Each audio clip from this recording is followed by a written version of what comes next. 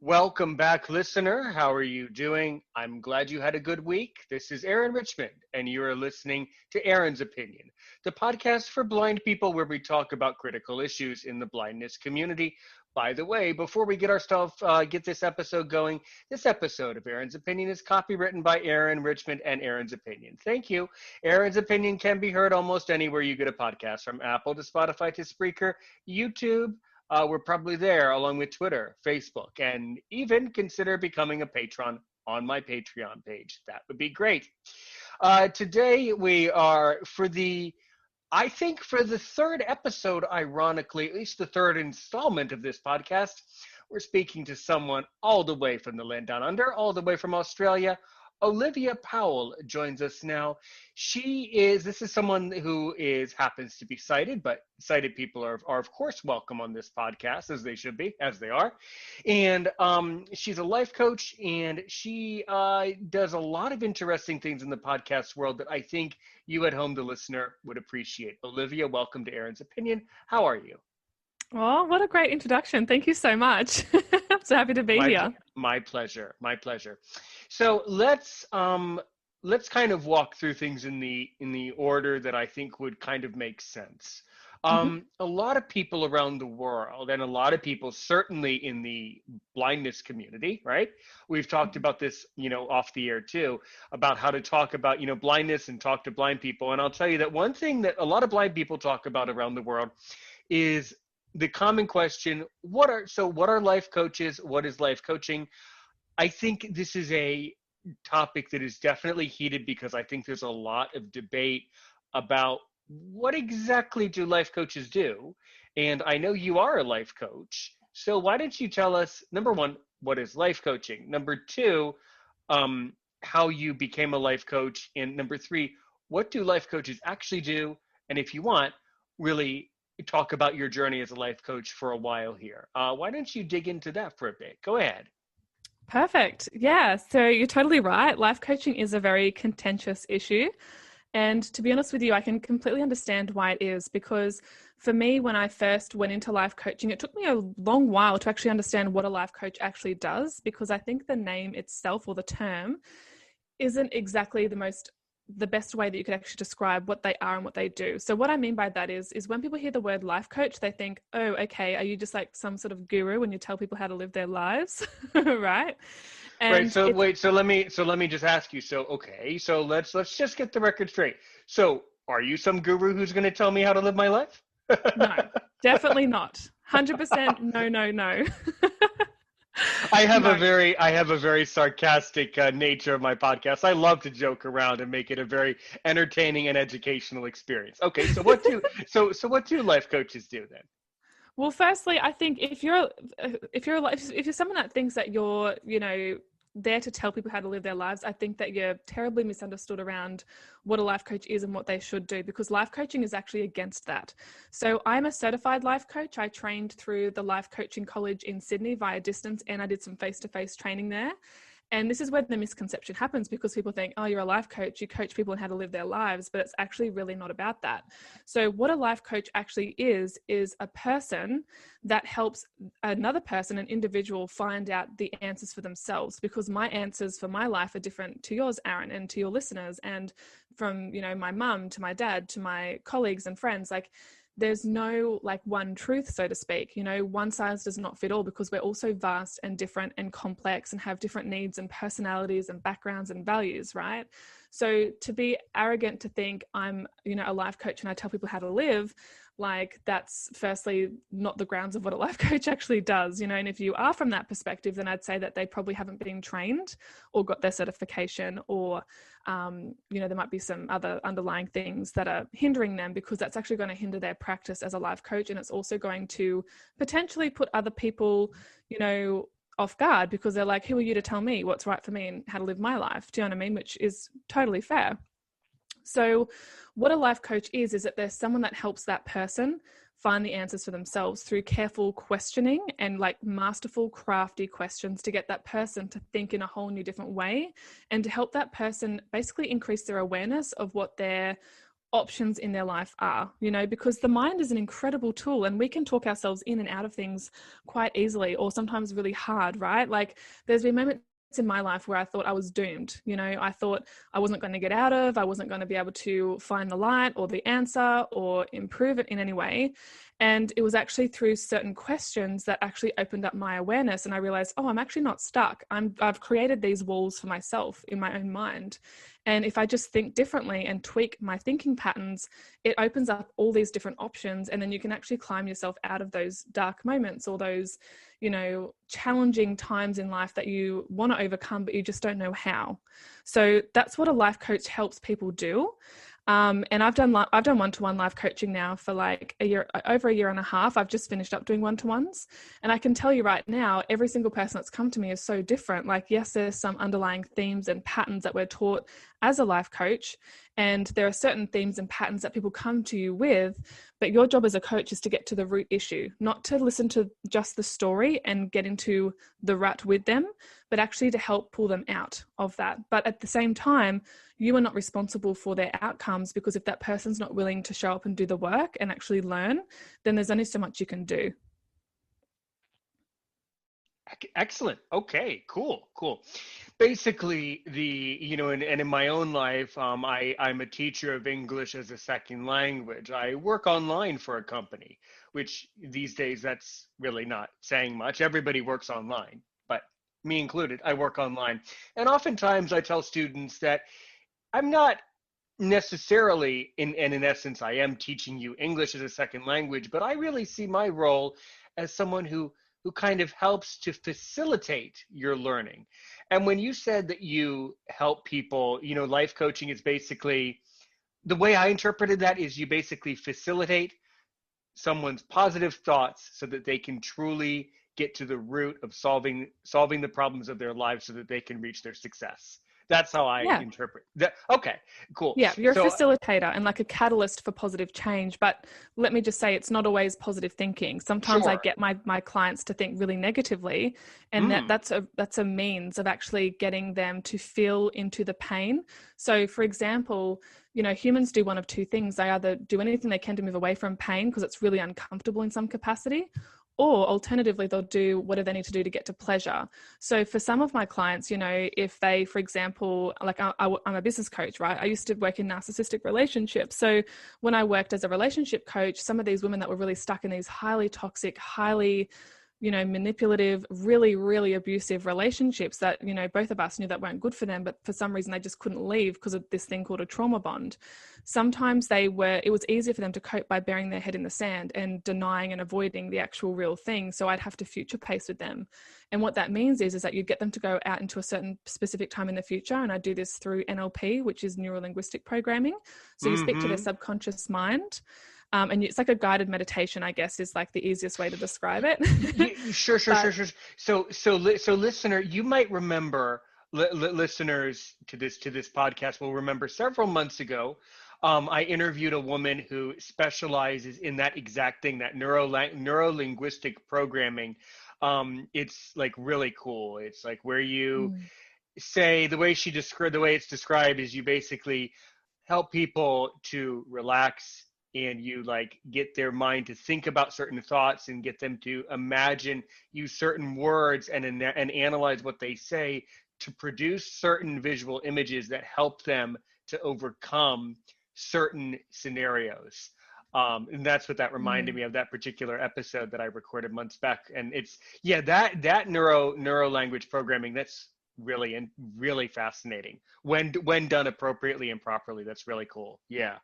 Yeah, 100%. You're so right. And it's really powerful too. Like, for those that, are very new to the term life coaching and what it's all about, if you're sitting here confused and a bit like, that sounds really fluffy, like I totally get it, because I was one of those people that was like, yeah, okay, and there's one thing, having it explained to you, but it's a whole other thing when you actually go through that physical experience. I kind of like relate it to riding a bike. You can read every textbook under the sun and listen to stories on how to do it, but until you're the actual physical person that's getting onto that bike and experiencing what it's like, it's a different level. Do you know what I mean? It's a whole different level of understanding. And it's the same thing with life coaching.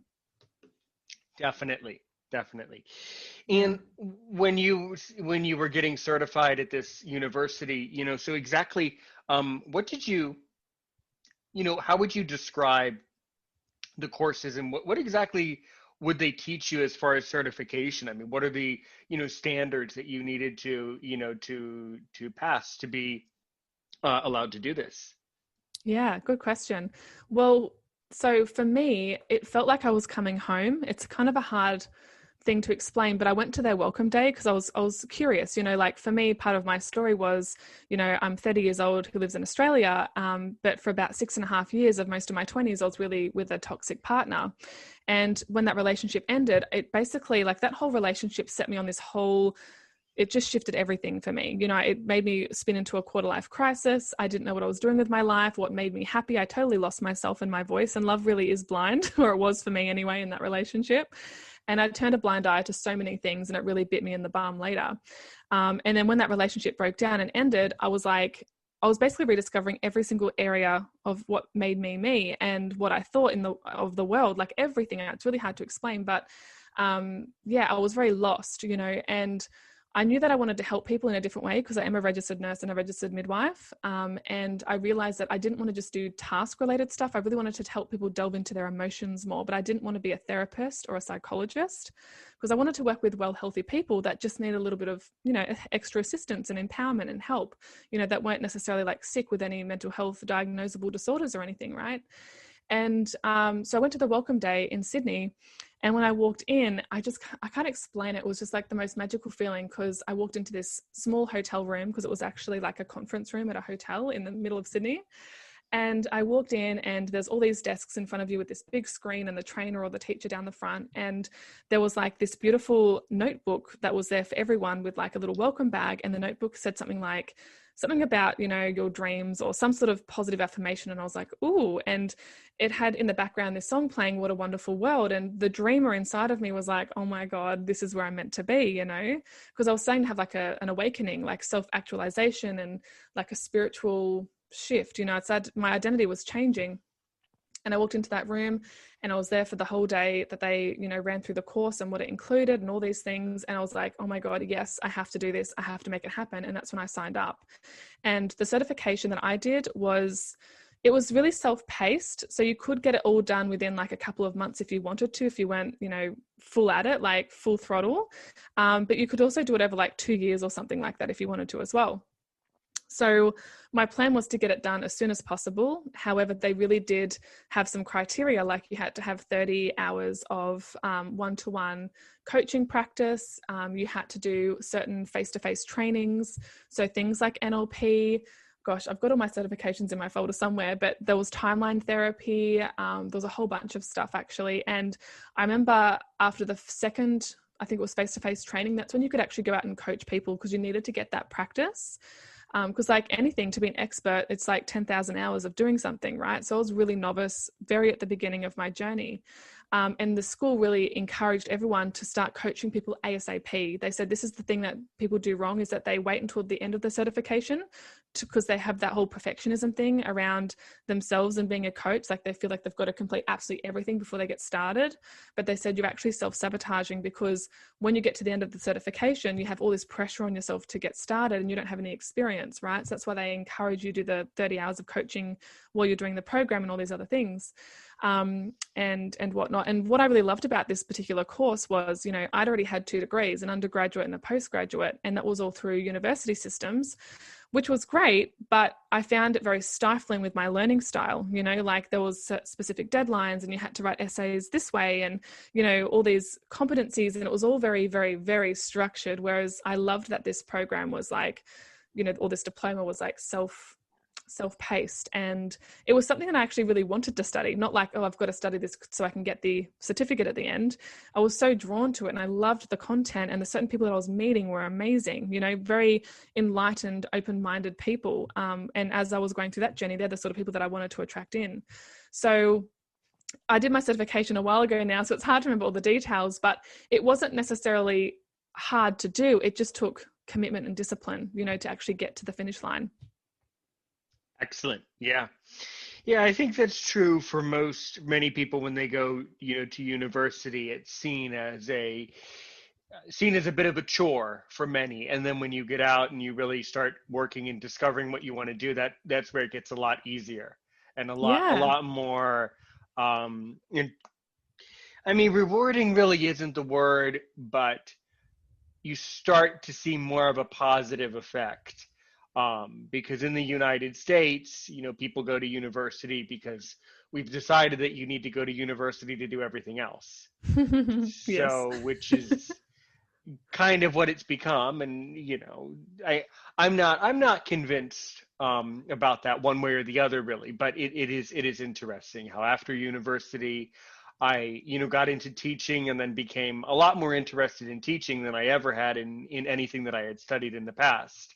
So I think Mm. I think everybody is like that. I think that when you go to university the first time, you don't really know what you want to do that first time in university. Yeah, um, because you're so young and you haven't had any major career experience before. So you kind of No, go, or that most sounds good, I'll or do that. most blind people have had zero career experience when they approach university. If they get to that point of approaching university, they usually have had very limited to no fair career experience because Mm, employers don't want to hire people really unless you have the university degree. So it's mm. very, very strange and very difficult. Yeah. That would But be, yeah. I can't even imagine. Do you know what I mean? Like that would be quite difficult. Like I would hope that there's more like supportive, schools or universities or TAFEs out there that would cater, to your tribe that, let's might want to to work, but my don't, if they can. tribe, to my tribe. I see. I see. No, so no, no, there are not any universities. That was a very cute way of putting that. But no, there are not any universities that cater to people who are blind. There are schools for the blind, but there are not universities for the blind, because that type of thing doesn't really work. I mean, you're sighted, so I'm not. I don't expect you. It's totally fine if you have absolutely no idea. But I don't know. What's your impression? Do you think blind people in Australia are, actively pursuing university, or do you think there's still probably some underlying challenges as there are here in the States or wherever Yeah, it it's might a good be? question. Mm-hmm. Well, like I'm a registered nurse, so I have had some experience looking after blind people before, but they're usually elderly, right? So they're retired or like never actually got to work, so to speak. So they never really, like I never really dealt with young blind people, so I don't really know the answer to that. Do you know what I mean? Because when I worked in Sure. aged care, Sure. yeah, I was mostly looking after, geriatrics and older people or more mature people.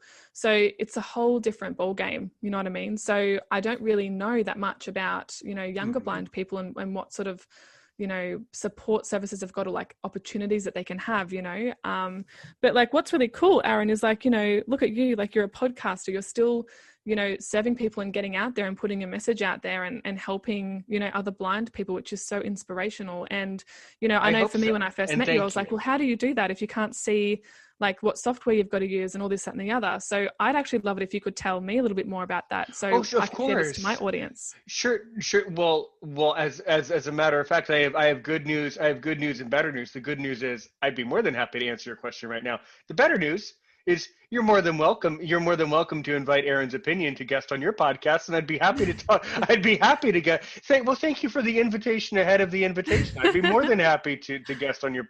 See, that's God. That's so guys. That's so nice. See, now Olivia doesn't have to spend the time out of her busy day coaching people how to live their lives, inviting me to guest on her podcast because I've already done it. Isn't that God? That's pretty. That's interesting. Yes. So all you really need to the most interesting thing, and one of the well let me start the answer by saying that one of the greatest barriers that you should learn more about for people who are blind, but one of the greatest barriers in life right now that I see around the world is that there are so many barriers to entry.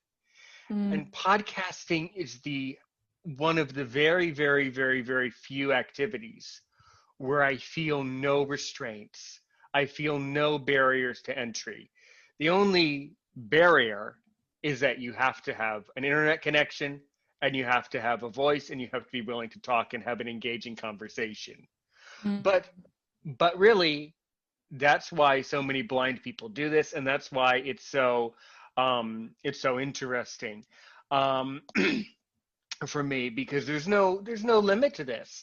And in America, I can basically talk about what I want to talk about, and I can easily share my message with basically no barriers, no walls to climb over, almost no rules, as that group on Facebook says, no rules podcasting.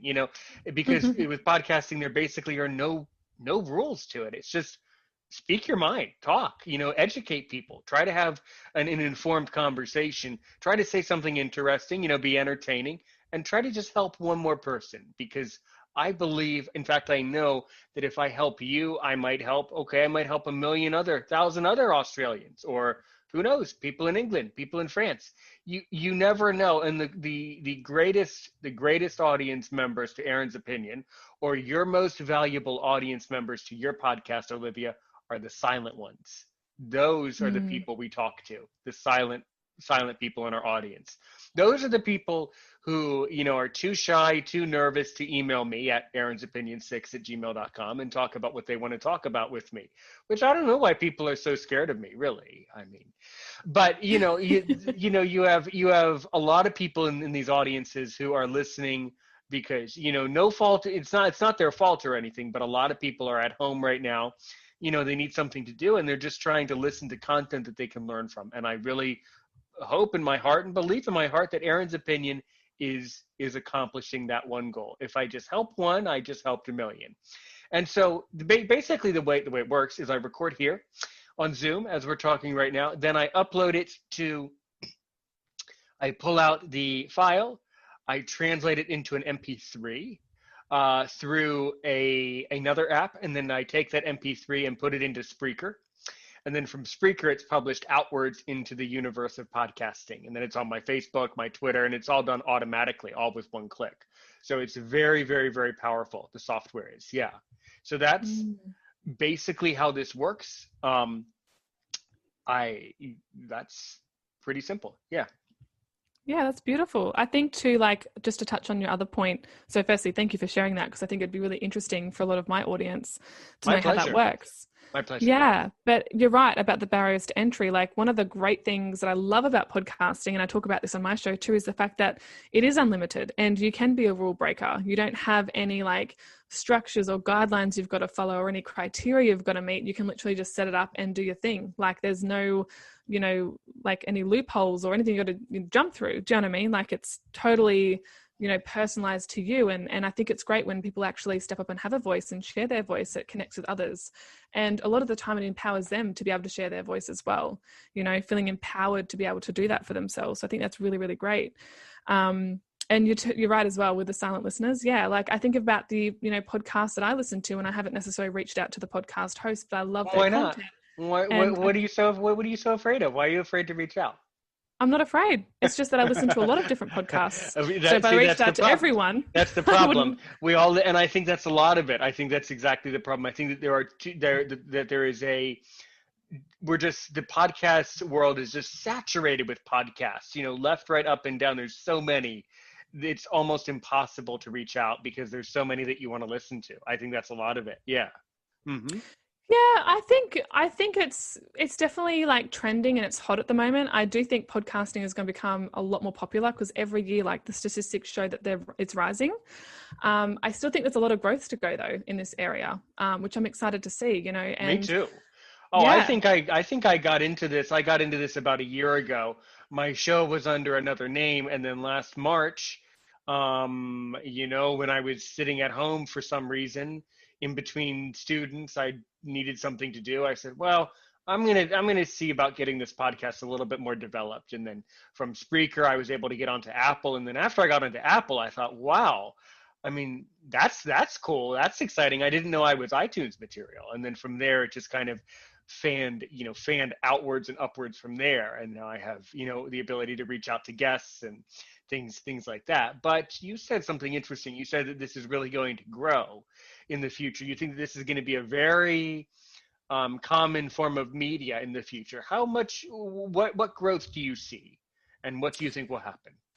Well, firstly, so COVID has kind of disrupted. It's been interesting what's happened with COVID actually and podcasting. So according to Edison's research, which is like the holy grail of all podcasting statistics, it was showing that podcasting was rising every single year and like increasing more and more, for the year from the year prior, right? So it just kept stacking and stacking and stacking. And then COVID hit, and it was really interesting too, like seeing my downloads into statistics, because I saw a massive drop, and at the time I was crossing niches. I was going from business, podcasting and, business coaching, so to speak, and entrepreneurialism for females to, podcasting as being my niche now. So I was like, part of me was like, oh, maybe it's because, part of my old audience has dropped off, ready to bring in the new one, or maybe it's actually COVID. So it kind of all happened around the same time. So I did some research.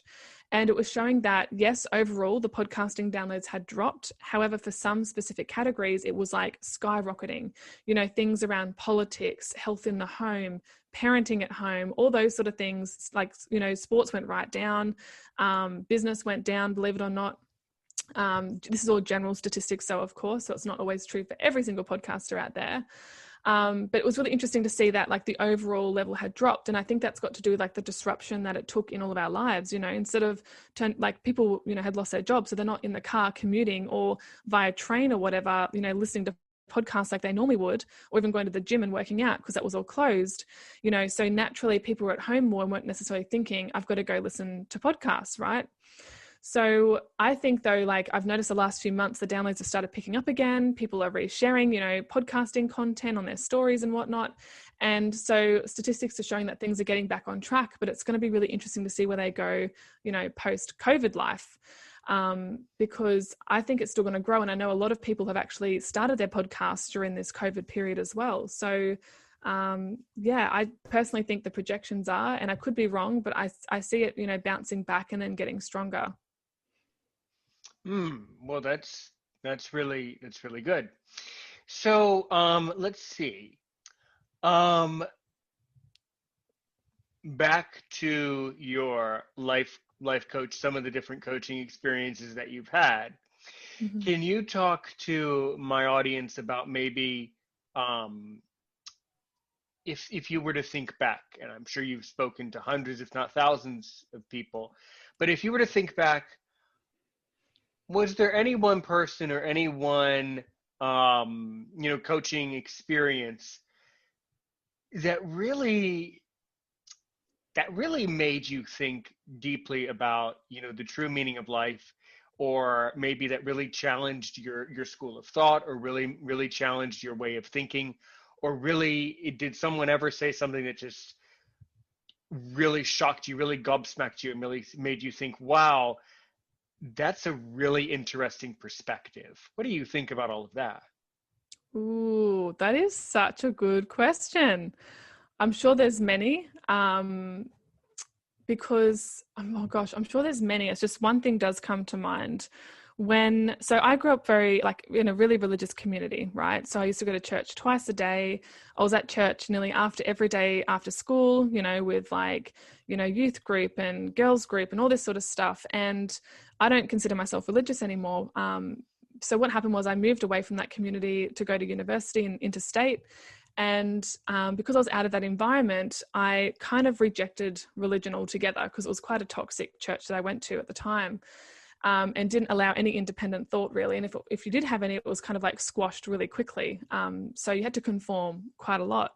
And so I went to uni, and at uni I was learning, about questioning thought processes and stuff, especially as like in healthcare, you can't just do something. You've got to have a reason for it and have evidence and all this sort of stuff. So religious wise, that all fell away. And then I met my narcissistic ex-fiance, and he was very atheist.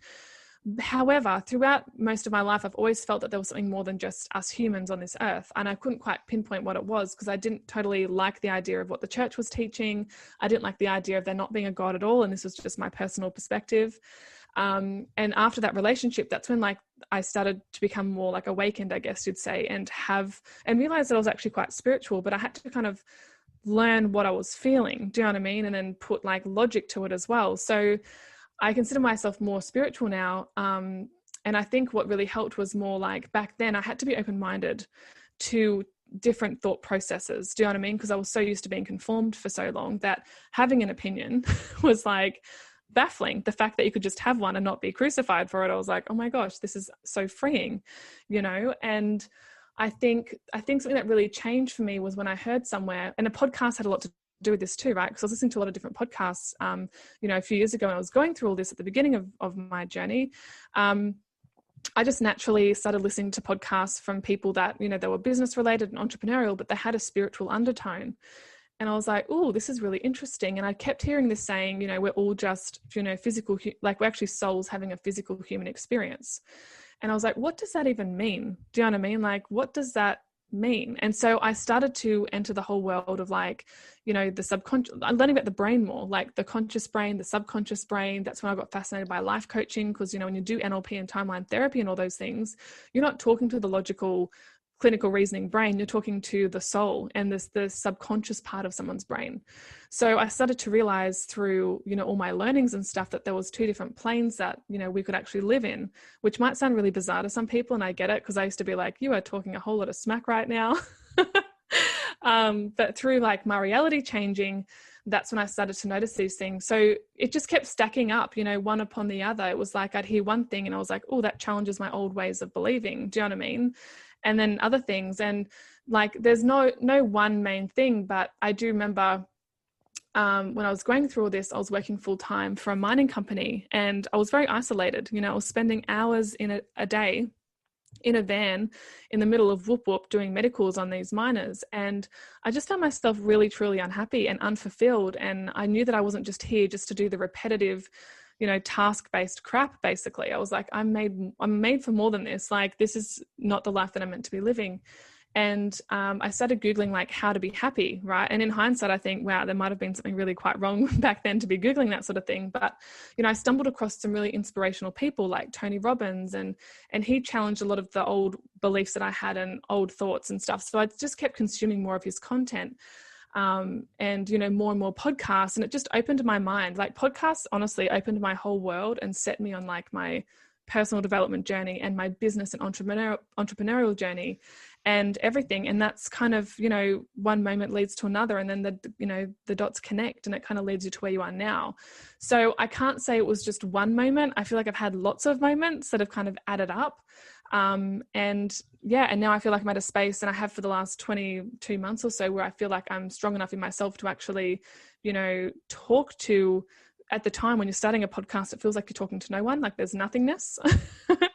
But, you know, your audience grows, and then you realize, wow, people actually are listening, and what I say does have an impact, and people are either going to agree or disagree, and that's okay. At least you're having the conversations that either no one else is, or conversations that need to be had, you know? Definitely. And so I hope that answers the question. Sure, that was an excellent response. Sure.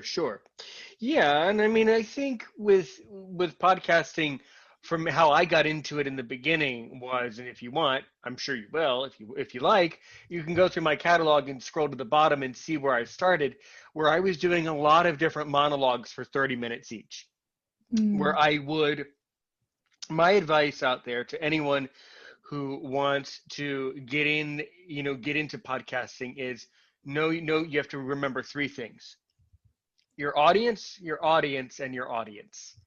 And if you look at what they are saying on Facebook or in special interest groups on Facebook groups, for instance, if someone asked a question, what I would do is I would take 30 minutes out of my day and I would respond to their question with an episode of a podcast. So I would produce an episode that answers a question, and that became a monologue. Well, monologue. Eventually, it led to me attracting, you know, some of these other people in the group to come on and guest, and we would have the full conversation. But you definitely have to hone it, and you definitely have to work towards it. And you are, at first, you are not talking to anyone, but downloads add up shockingly quickly, and people start to notice very quickly too. So Yeah. it is very interesting how quickly people um, pick up on that. So what tell us a little bit more about, it sounds like you have several different podcasts that you run. Tell us more about specifically your content and what someone can find when they come over to your podcast. Yeah, so I actually have the one podcast, but I do refer to having past podcasts because I've pivoted so many times.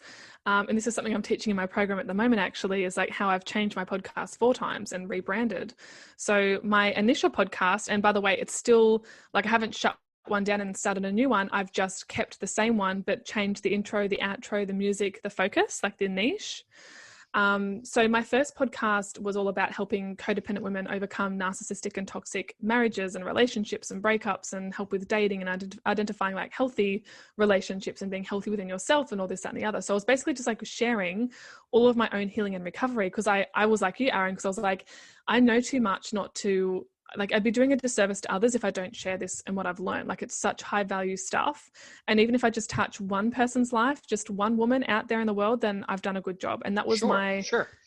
that was like my expectation. And so that way, that way I couldn't fail. Do you know what I mean? Because it's like, my goal was just to help one person, and it helped so much more than that, with the emails and messages I'd get from all around the world, especially last year. But anyway, moving on. It was just amazing. It was incredible. And then I moved out of that area and I moved into the, coaching, like business coaching niche.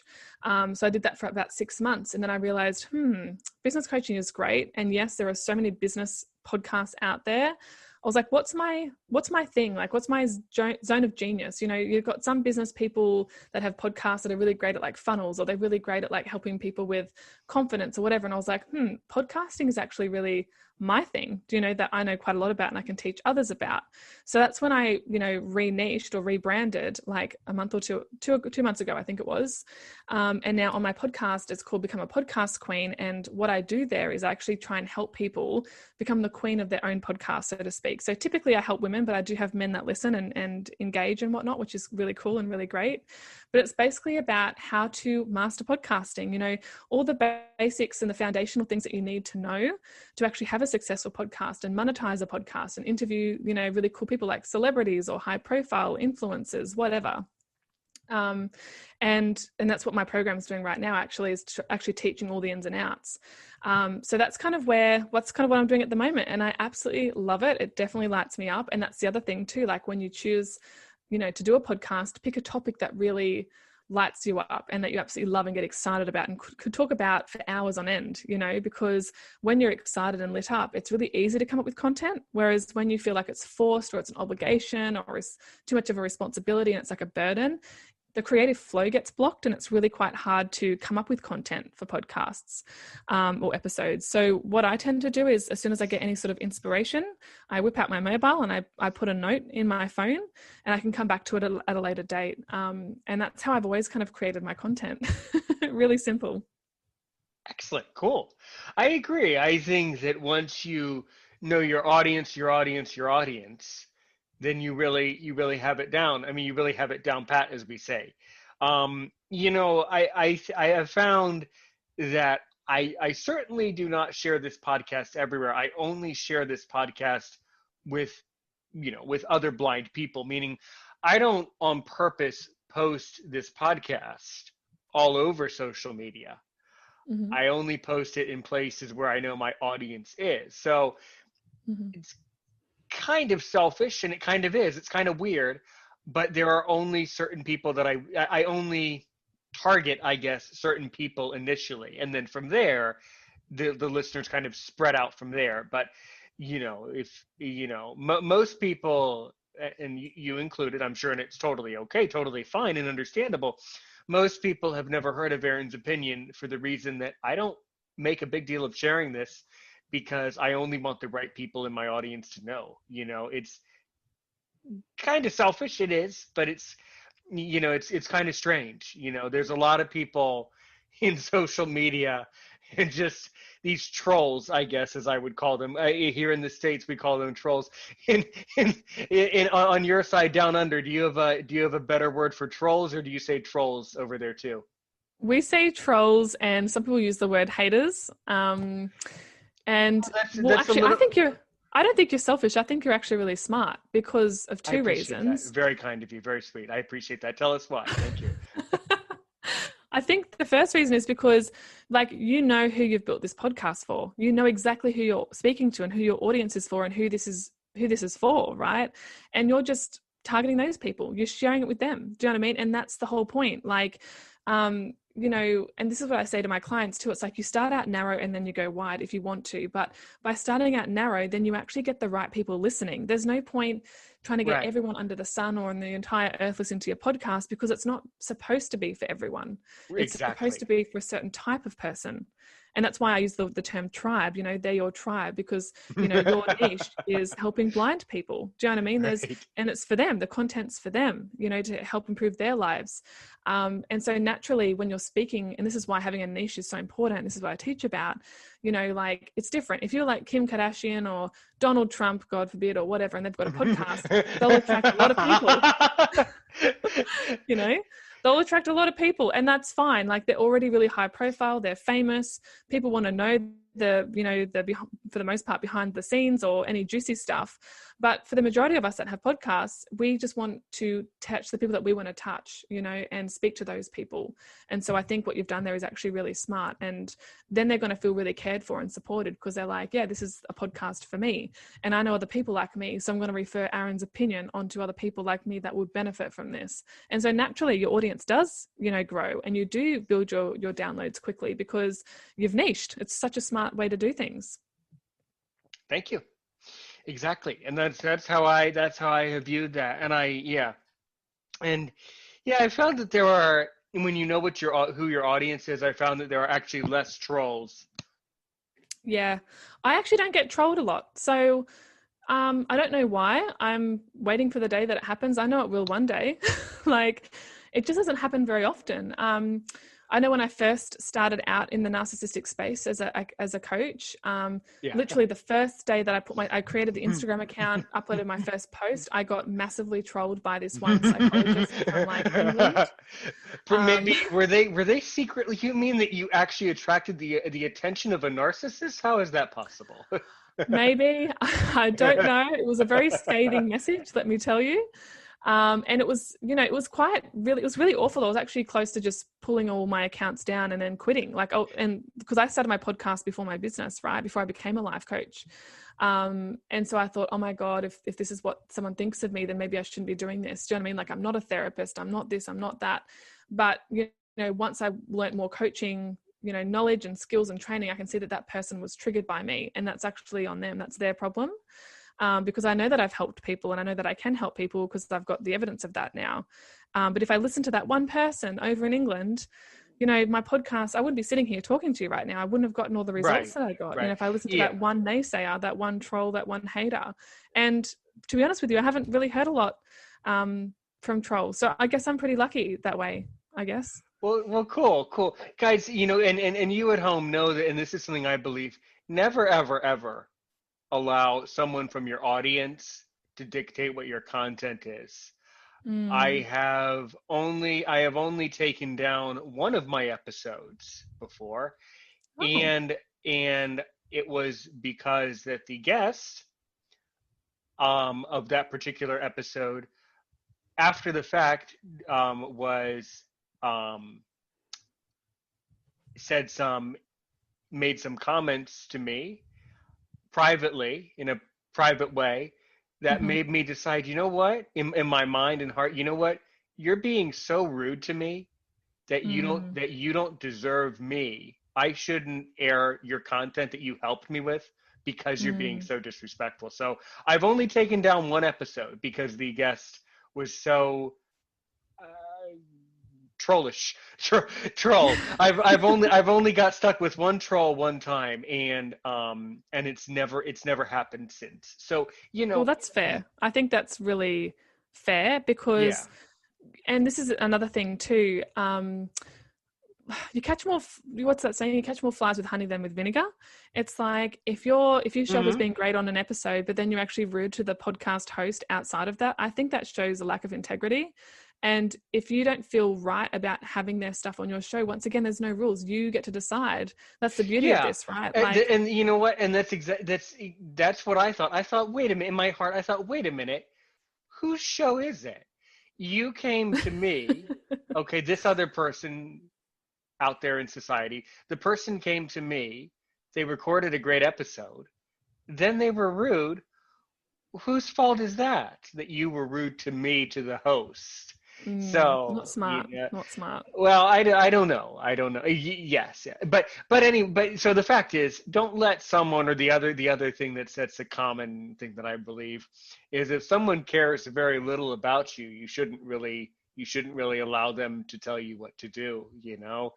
If they care so little, and this is something I've been trying to figure out for a very long. I've always wanted to know, why is it that people invest so much energy worrying about people who don't even care or worry about them? I would love to know, because so much time is wasted every day around the world worrying about other people who don't even care about you anyway. God, I would love to know the answer to that. What do you think? Yeah. Well, if I put my life coaching hat on for a second, there could be a few different reasons. So the first one could be that they're a people pleaser. So if someone has characteristics of a people pleaser, and by the way, I used to be this type of person, so I completely relate to this. Yes, and yeah, you did say. Oh, and I don't mean to interject. I'm so sorry for the interjection. You did say right here. You did say in one of your Facebook messages that you said some stuff. I didn't really understand what you said in the message, but you said you used to be like a people pleaser, and then you used to have something. The way maybe you typed in kind of an Australian way of putting it, but I didn't quite get the idea. So can you explain to me that concept and explain what you meant? Because I didn't understand. Yeah, totally. So there's actually a model that I teach, or I used to teach anyway. And this is good for knowing about people to interview on your podcast as well, right? So there's a model that was created by a psychiatrist, and the model is called it's actually called the Continuum of Self Theory, and you can find it on YouTube if you want to Google that. But basically what the theory is that if you think of like a piece of paper and you draw a line down the middle, the general population either fit onto one side of the paper or the other side of the paper. Now, there's 5 levels on each side as well. So I'll just briefly, because it's quite in depth, so I'm not going to go into a lot, because I could spend an hour just talking about the model. So I'll just give a rough overview. But basically, there are people in the world that either tend to more on they fall on the codependent side of the scale. And then there's another part of the population that tend to fall more on the narcissistic side of the scale, which is the complete opposite. So what tends to happen is that there's 5 levels. You've got level 1, which is the most healthy and functional you can possibly be. And then you trickle all the way down to level 5, and that's the most toxic and unhealthy and dysfunctional that you can be within yourself as a person. So typically what happens is the person that's on the codependent side of the scale, they're a natural giver, but they can give to the expense of themselves. And that's when the people pleasing comes into play. So a codependent that's a level 4 or 5, they tend to suffer from a lot of people pleasing because they need to feel loved, safe, and protected by pleasing others to get their needs met. And it usually comes from childhood. Now, the narcissist, or the person that's on the narcissistic side, they tend to be more of a taker. They're natural takers. And there's not one that's better than the other, by the way. It's just more the matter of functionality. So when you get to a level 5, there's lots of abuse and mistreatment. There's lots of different types of abuse and mistreatment. When you move up to level 4, it's not a lot healthier, but you don't have like the physical and sexual abuse or mistreatment in that way. And then if you think of level 3 as being like the neutral zone, that's where the majority of the population sits, right? It's not fantastic, but it's also not bad. They're not, like if you think about a relationship, for example, it's not bad enough to leave that relationship, but it's also not fantastic. So they typically might complain about their partner at like a brunch or something like that. So you know that it's not toxic necessarily that they should leave, but it's also not a fantastic relationship either. And then you work up the scale to level 1 and level 2, where you're the most highly functional you can be. So level 1s are like the Oprahs of the world, the Tony Robbins, the really, they've worked on themselves, they're whole and complete within themselves. Whether they're codependent or narcissistic, it's quite hard to tell because they are so healthy and functional. So it's not really a thing. And the codependent is typically the one that suffers from people pleasing, right? Because that's how they get their love. That's how they feel validated. But when you're a level 1 or 2 codependent, you don't need that anymore. And you don't people please anymore because you don't need that external validation anymore. So that's kind of how the people pleasing, fits into the grand scheme of things. And for those that want to learn more about this model, you can look up Ross Rosenberg, who's the psychiatrist that actually created this model. And I know for me, when I learned this, that's when everything in my life started to shift, because I was like, well, crap, okay, I attracted this relationship, but I also allowed, yes, he didn't do the right thing by me, but I also allowed a lot of this behavior to go on for so many years. So that's my part in this, and I can proudly say I've moved from a level 4 codependent to a level 2 codependent. I won't necessarily be able to make it to a level 1 codependent without actually, being tested by a new relationship to level up in that area. Does that make sense? Sure, it does. It does. Yeah.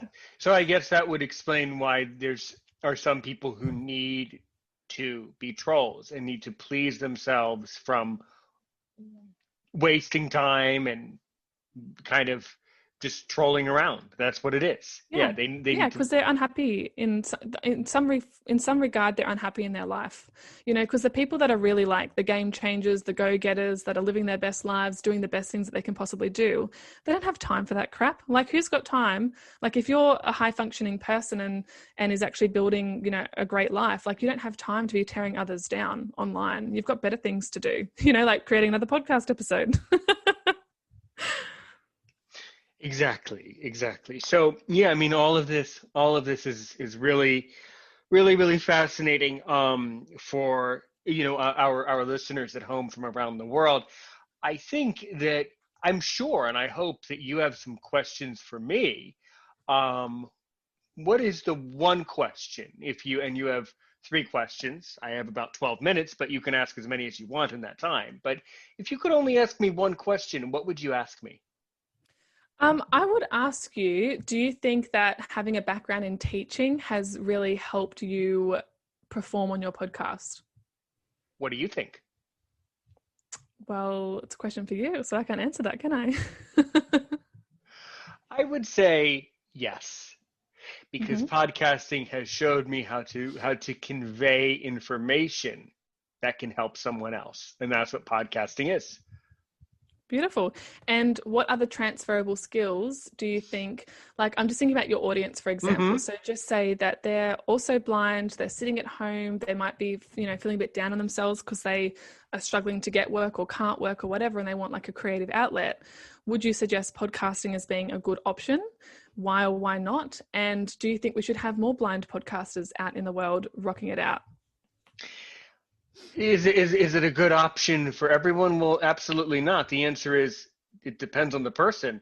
For certain people, I think podcasting would be a horrible idea.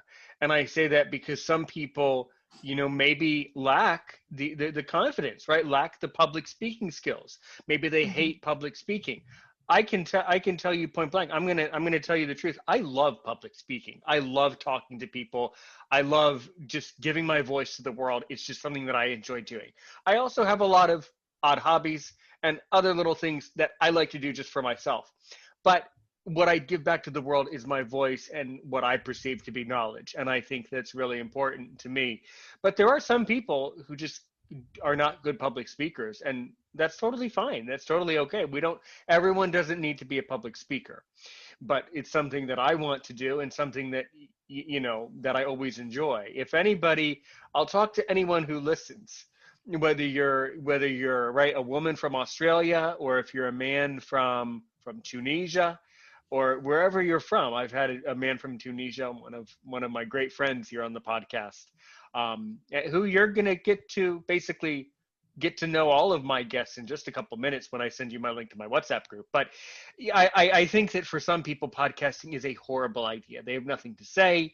They just don't have the public speaking skills. But if you truly are starting a podcast to help one person and then help a million others, if you truly love public speaking, and if you truly want to give information to the world and truly educate people with what the facts are and just help people and have a really enjoyable time doing it, then yeah, I think podcasting is perfect. And I wish, and of course, I wish that there were a lot more blind podcasters. Hey, by the way, what if you're a blind podcaster in Australia and you want to guest on Aaron's Opinion? Well, know that you are welcome on my podcast. Blind podcasters from Australia that I've never heard of, that I would love to hear more about, because I'm suspicious that there could be a blind podcaster from Australia, but they're too afraid to reach out or something, or they don't have a large following yet. There could be, I don't know, Daniel's Opinion or something out there in Australia. Yeah, right? it's quite possible. So well, I don't know. Can you find someone like that? Can you go find a blind person named Daniel in Australia and tell him to contact Aaron's Opinion?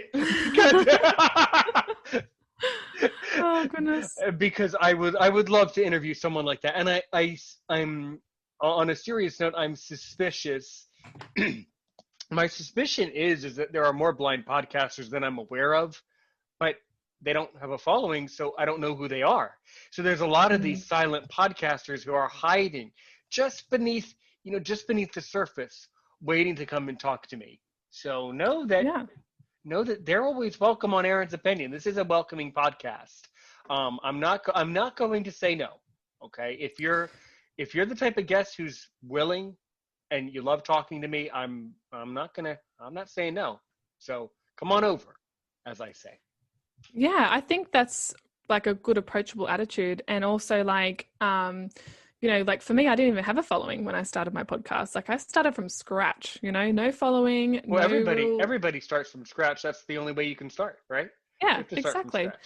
And like, I didn't have good public speaking skills at all, so that's definitely something that can be learned. So if you do have listeners that, would like to start a podcast, or they think that they could do it, like if you feel that way, then follow that. Do you know what I mean? Because I know for me, that's how it started for me. I was kind of like, oh, I'd love to do that, but I don't have any speaking skills or any public speaking history really, or anything like that, or a following. And as you said, Aaron, like everyone's got to start from square one. You can't jump from step 1 to step 10, you've got to go through the steps. So if there are any listeners that want to do that, then go ahead and do that. I hope my stories help provide some, inspiration for you. Like if you don't have a following and any of those things, like all of that stuff comes, with showing up and practicing and putting your stuff out there. Definitely. Could not have ended this one better. That was Olivia Powell. I am sure that she will be back on Aaron's Opinion. Know that you are always welcome on this podcast. If nothing else, know that this is the podcast where you're welcome. And that's all that any guest should ever hope for, is that they're welcome on the podcast that they're guesting on. So you're welcome here. And I certainly look forward to guesting on your podcast anytime you'd like. We'll certainly set that up whenever you want later in the future. I know that, well, I don't know. But I'm sure that at some point you will have me on. I would love to talk to your audience. I actually enjoy the guesting just as much as I enjoy producing my own stuff. It's equally entertaining for me to be the guest as it is for me to host the guest, Yeah, it's fun, isn't it? It's definitely entertaining. It's definitely a source of entertainment for me either way, either side of the microphone. So one more time before we get going, if someone wants to contact you, how would they go about doing that? There's your plug. Yeah. So I'm not in heaps of places, but just a couple. So I'm on Facebook. I've got a Facebook support group called Becoming a Podcast Queen, the community. And I'm also on Instagram, which is called Become a Podcast Queen. And my podcast, funnily enough, is also Become a Podcast Queen. So it's quite easy to find me.